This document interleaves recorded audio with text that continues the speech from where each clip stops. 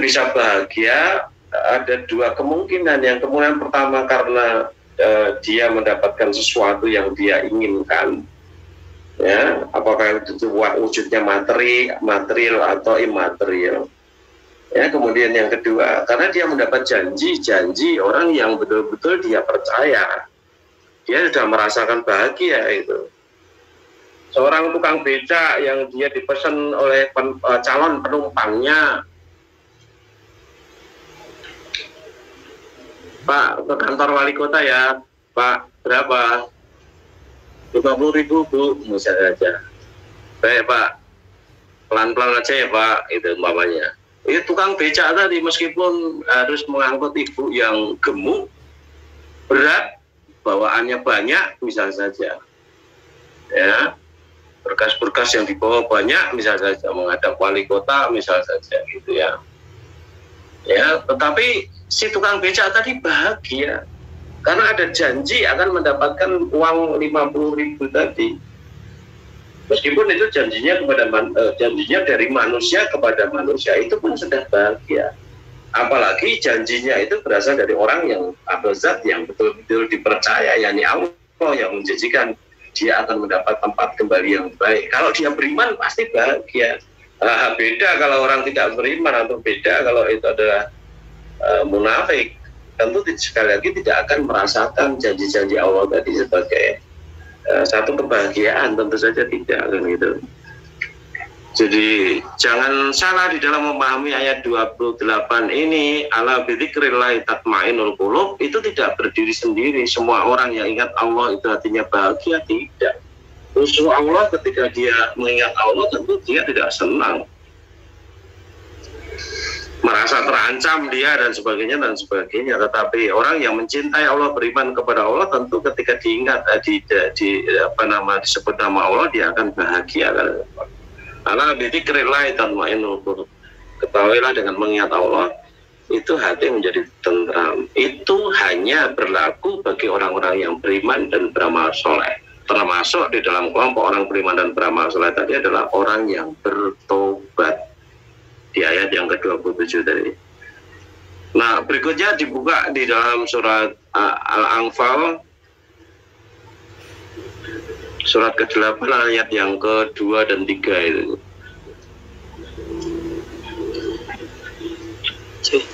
Surat Al-Anfal surat ke-8 ayat 2 dan 3. A'udzu billahi minasyaitonir rajim. Innamal mu'minuna alladzina idza dzukirallahu wajilat qulubuhum wa idza tuliyat alaihim ayatuhu zadatuhum imana wa ala rabbihim yatawakkalun. Alladzina yuqimuna sholata wa mimma razaqnahum yunfikun. Sesungguhnya orang-orang yang beriman adalah mereka yang apabila disebut nama Allah gemetar hatinya, dan apabila dibacakan ayat-ayatnya kepada mereka bertambah kuat imannya, dan hanya kepada Tuhan mereka bertawakal, yaitu orang-orang yang melaksanakan salat dan yang menginfakkan sebagian dari rezeki yang kami berikan kepada mereka. Ya, jadi di sini dijelaskan hal yang senada sebenarnya. A'udzubillahi minasyaitonirrajim. Innamal mu'minuna alladzina idza dzukirallahu wajilat qulubuhum wa idza tuliyat 'alaihim ayatuhu zadatuhum imanan wa 'ala rabbihim yatawakkalun. Sesungguhnya orang yang beriman itu adalah mereka yang apabila disebut nama Allah gemetar hatinya. Artinya kamu barangkali kata gemetar itu kurang tepat ya. Mungkin yang lebih tepat adalah tergetar hatinya atau bergetar hatinya, kan itu. Ada getaran positif di situ ketika nama Allah disebut. Artinya kalau nama Allah itu disebut dengan nada indah, disebut dengan konotasi positif, ya, memuji Allah, membesarkan Allah, memuliakan Allah, karena memang layaknya Allah itu untuk dipuji, dibesarkan, dimuliakan, karena tidak ada yang lebih mulia dari Allah, lebih besar, lebih hebat, lebih tinggi pujiannya kecuali Allah. Artinya kita menempatkan sebagaimana Allah sebagaimana mestinya. Nah, orang yang seperti itu akan bergetar positif hatinya. Ada vibe ya istilahnya di musik gitu ya, ada vibe, viber, jadi ada getaran di situ, positif yang indah gitu, nyaman, senang ketika dia mendengar itu karena Allah dipuji, Allah dibesarkan dan sebagainya dan sebagainya. Kalian bayangkan berada di tengah-tengah keramaian di Seoul sana, ya. Kemudian tiba-tiba di tengah kumpulan orang-orang itu, yang di situ tidak ada yang berjilbab, yang di situ tidak ada yang berjenggotan dan sebagainya. Tetapi kemudian orang-orang yang berada di situ itu membicarakan tentang kehebatan Quran, membicarakan tentang kehebatan Allah, membicarakan tentang kehebatan Nabi Muhammad. Tentu akan menarik perhatian kamu. Kamu akan berhenti, akan mendengarkan, akan ikut bahagia gitu seperti itu. Ya sebaliknya, ya kamu berada di kos kamu masing-masing, kemudian kamu mendengar tetanggamu yang dia itu marah-marah, uring-uringan, ribut, gak karuan. Yang disebut, yang diributkan di situ adalah nama Rasulullah, nama Allah, nama Quran dan sebagainya, tentang Islam dan sebagainya. Ya, barangkali yang terkait dengan keruntuhan dari Twin Tower itu ya, World Trade Center dan sebagainya itu barangkali. Ya, maka tentu kamu akan marah. Kamu akan mendengarkan dengan berdebar-debar, dengan tidak suka dan sebagainya, dan kalau kamu memberani, tentu kamu akan mengingatkan orang-orang itu supaya berhenti, tidak berlaku seperti itu. Kalau kamu tidak memberani, ya paling kamu diam aja, bersungut-sungut dan itu. Ya, meskipun ada getaran yang tidak kamu suka, kamu koneksi dengan itu. Ya, wajilat qulubuhum wa idza tuliyat alaihim ayatuhu zadatsum imanan wa ala rabbihim yatawakkalun. Ya, dan ketika dibacakan ayat-ayat Allah itu bertambah keimanan. Ya, artinya keimanan itu juga bisa bertambah karena faktor ini tadi, hidayah yang muncul dari ilmu yang ditempuh tadi. Ya, maka di situ Rasulullah amat sangat mementingkan umatnya supaya menuntut ilmu itu, antara lain juga karena itu. Ya, dijanjikan dengan pahala yang besar ketika menuntut ilmu dan sebagainya, dihitung fisabilillah dan sebagainya. Ya, itu antara lain merupakan bagian dari upaya untuk meningkatkan kualitas keimanan atau zakat imanah tadi kan gitu, dengan cara belajar. Ya, berbeda dengan orang-orang munafik yang dia mendengar setiap ayat yang baru justru malah mencurigai, dia khawatir kalau itu mengungkap tentang kejelekan-kejelekannya, kalau menyinggung tentang dia nanti dia tidak suka. Ya, kalau dibicarakan sesuatu yang lain tidak terkait dengan dirinya dan sebagainya, dia masih bisa mentolerir dan sebagainya. Nah, itu munafik. Ya, kalau orang beriman tentu tidak. Ketika dia mendengar ayat-ayat Allah, ya tentu dia akan membenarkan karena itu ayat-ayat berbahagia dengan ilmu baru yang dia dapatkan dari Allah itu sendiri kan itu. Ya, tambah imannya kan itu. Jadi dulu juga kita bicara sudah pernah beberapa kali malah kita bicara bahwa bertambahnya iman itu juga bisa dilakukan melalui dua cara, yaitu dengan cara beramal dan dengan cara belajar kan itu. Kalau tadi kita bicara tentang hadis tadi al-imanu yazidu wa yanqus gitu ya. Kemudian dalam riwayat lain dijelaskan wa yazidul imanu bita'ah, dan bertambahnya iman karena ketaatan dan berkurangnya iman karena kemaksiatan, ya, ketidaktaatan ya. Maka di situ iman itu bisa bertambah karena amal. Ya, ini dalam bentuk ketaatan tadi kan itu. Amal soleh tentu saja. Ya, sedangkan pengurangnya iman yang menjadikan iman itu menjadi menyusut, berkurang, itu karena pelanggaran kita terhadap Allah, karena amal toleh kita kan gitu. Nah, di ayat ini itu menjelaskan, menegaskan kepada kita iman juga bisa bertambah karena menuntut ilmu. Ada yang mendengarkan ayat-ayat Allah tadi adalah bagian dari menuntut ilmu. Ya, digambarkan sebagai sami'na wa ata'na kan gitu. Sami'na kami mendengar, tetapi pahami. Tidak hanya sekedar mendengar, tetapi fahimna. Ya, jadi dohirnya Allah berkata sami'na, tetapi secara implisit maksudnya adalah fahimna. Karena kalau tidak faham, ya bagaimana mungkin kita akan bertambah keimanan? Mudeng aja tidak, paham tidak. Kalau hanya sekedar mendengar saja kan itu tidak mungkin kan itu. Jadi maksudnya secara dohir Allah mengatakan sami'na itu adalah fahimna. Dari sami'na menjadi fahimna itu perlu proses. Prosesnya apa? Prosesnya belajar tadi yang membuat kita bertambah keimanan kita tadi. Ya, sesederhana itu gitu loh. Ya, maka jangan terjebak ketika kita memahami ayat-ayat Allah itu hanya secara dohiriah saja. Banyak apa yang disampaikan oleh Allah itu ya adalah perumpamaan, tamsil, permisalan ya yang kadang tidak bisa dipahami secara dohir saja.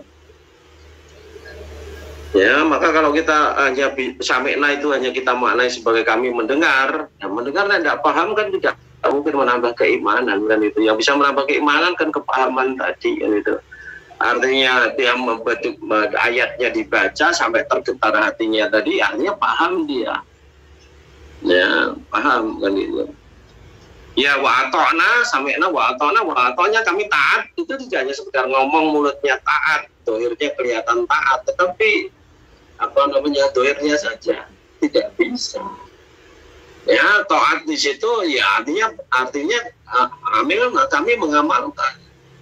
Jadi kami mengamalkan dengan tulus, mengamalkan dengan sungguh-sungguh, mengamalkan dengan istiqomah, mengamalkan sesuai dengan roh ayat itu sendiri kan itu, diturunkan seperti apa kan itu. Tidak hanya sekedar formalitas sholatnya, formalitas zakatnya, formalitas puasanya, ya, akan tetapi betul-betul rohnya sholat, rohnya zakat, supaya kita menjadi orang yang dermawan, mendahulukan kepentingan akhirat, membesarkan kepentingan akhirat daripada kepentingan dunia dan sebagainya. Ya, begitu juga puasa kita yang pada hakikatnya itulah untuk meningkatkan kemampuan untuk menahan hawa nafsu dan sebagainya.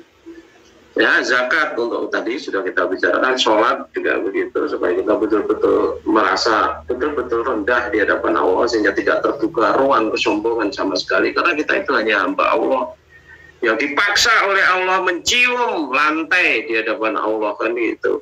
Padahal wajah kita, muka kita itu merupakan bagian tubuh yang paling dihargai bagi setiap manusia, tetapi kita dipaksa untuk menempatkannya di lantai dalam rangka untuk beribadah kepada Allah. Kan luar biasa ya, teknik yang jelas tidak ada tandingannya sama sekali kan gitu ya, dari agama-agama lain kan gitu. Coba satu ayat lagi, ayat yang keempat, surat Al-Anfal ayat keempat. A'udzu billahi minasyaitonir rajim. Ulaika humul mu'minuna haqqan lahum darajatun 'inda rabbihim wa maghfiratun wa rizqun karim. Mereka itulah orang-orang yang benar-benar beriman.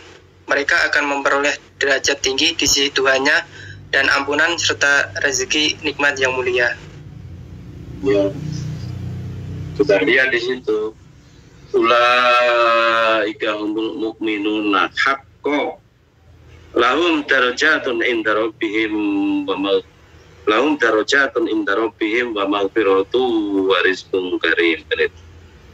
Jadi mereka itu adalah orang-orang beriman yang benar, yang benar-benar beriman. Ada yang imannya itu benar seperti itu, tidak aktif ya, tapi sotik kan gitu ya.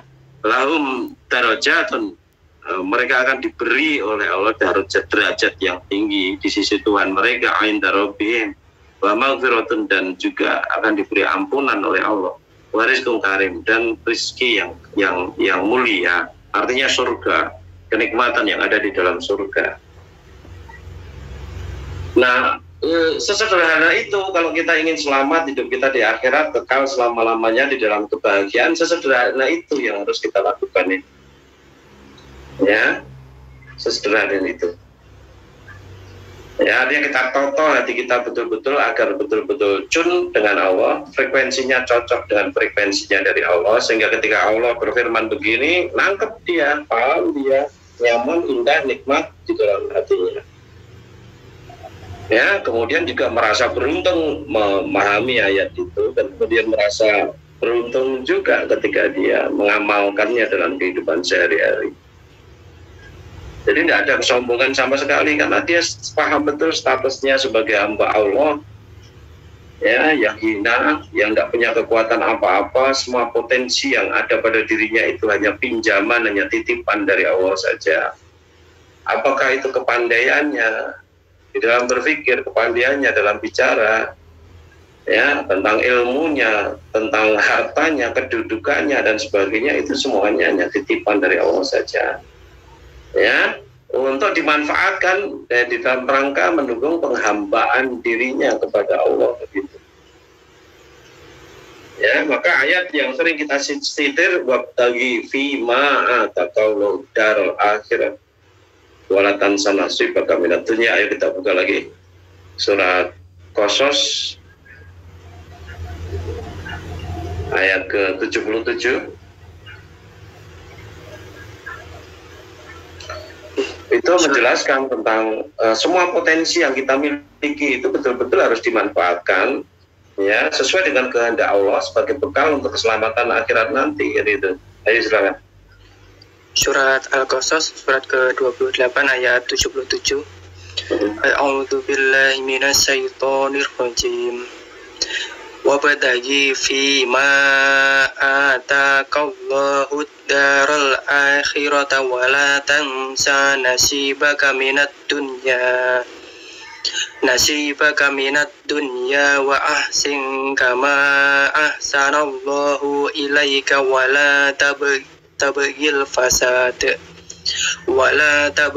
fasada fil ard innallaha la yuhibbul mufsidin. Dan carilah pahala negeri akhirat dengan apa yang telah dianugerahkan Allah kepadamu. Tetapi janganlah kamu lupakan bagianmu di dunia, dan berbuat baiklah kepada orang lain sebagaimana Allah telah berbuat baik padamu. Dan janganlah kamu berbuat kerusakan di bumi. Sungguh Allah tidak menyukai orang yang berbuat kerusakan. Ya. Jadi dari perintahkan di situ, Allah sendiri sudah berfirman di situ, a'udzubillahi minasyaitonir rajim, wabtaghi fi ma ataqallahu darul akhir wa la tansa nasibaka minad dunya. Jadi dan carilah pahala di negeri akhirat dengan apa yang telah dianugerahkan Allah kepadamu. Apa yang dianugerahkan Allah kepada kita, ya segala sesuatu yang dalam tanda petik kita miliki, segala sesuatu yang dipinjamkan oleh Allah kepada kita, maka itu badan kita yang sehat, pembicaraan kita yang lancar, otak kita yang cerdas, ilmu kita yang banyak, ya, ataukah itu harta, ataukah itu kedudukan, atau pengaruh, atau jaringan sosial, medsos dan sebagainya, ya, itu oleh Allah dikehendaki supaya dipergunakan untuk mencari keselamatan akhirat kita.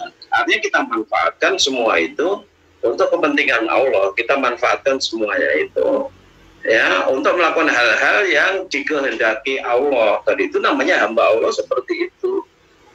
Orang mendahulukan kepentingan awak dewi, mendahulukan kepentingan pribadi, mendahulukan kepentingan hawa nafsu, sama sekali tidak. Ya, namanya hamba Allah itu dia yang menjadi nomor satu itu adalah kepentingan Allah, kan gitu. Ya, maka selalu kita ingat, selalu kita bicarakan bukan namanya penghambaan kalau tidak dilandasi rasa cinta kita kepada Allah, amal itu. Ya. Kata Imam Ibnul Qayyim dan mengatakan bahwa al-mahabbatu ma'al tubuhi yang tubuh dia, kan itu. Ya, namanya rasa cinta yang disertai dengan ketunduk patuhan itu adalah ibadah, gitu loh. Ibadah itu sesederhana itu. Nah kalau kita tidak punya rasa cinta kepada Allah, bagaimana mungkin kita bisa mendahulukan kepentingan Allah daripada kepentingan pribadi? Nah kalau kita tidak punya rasa cinta kepada Allah, bagaimana mungkin kita bisa meramal ikhlas untuk Allah, karena Allah, kan gitu. Ya, padahal kita tidak mungkin bisa mencintai Allah kecuali kita itu betul-betul mengenal Allah, gitu. Ya, jadi ingat betul Al-Imran ayat 31 itu. A'udzubillahi minasyaitonir rajim. Qul in kuntum tuhibbunallah fattabi'uni yuhibbukumullah wa yaghfir lakum dzunubakum wallahu ghafurur rahim. Qul, katakan wahai Muhammad, in kuntum tuhibbunallah, jika kalian wahai para sahabatku, jika kalian wahai orang-orang yang beriman, ya, mencintai Allah, in kuntum tuhibbunallah, jika kalian mencintai Allah, fattabi'uni, maka ikutilah aku. Ikuti di situ ada supaya para sahabat, supaya orang yang beriman itu beramal seperti apa yang dilakukan oleh Rasulullah. Kalau kita bicara penghambaan, ya menghambakan diri seperti apa yang diajarkan oleh Rasulullah. Bagaimana kita menghambakan diri kepada Allah. Yuhibbukumullah wa yaghfir lakum dzunubakum, niscaya Allah akan mencintai kamu dan mengampuni dosa-dosamu. Jadi cinta Allah kepada kita itu karena kita mencintai Allah dan karena kita itu beramal seperti apa yang dikehendaki Allah, mengikuti Rasul, itba' Rasul. Jangan dibalik, kita berharap mencintai Allah, berdoa supaya Allah mencintainya. Nah, tetapi amalnya, ucapannya, senantiasa bertentangan dengan apa yang dikehendaki Allah, ya tidak bisa.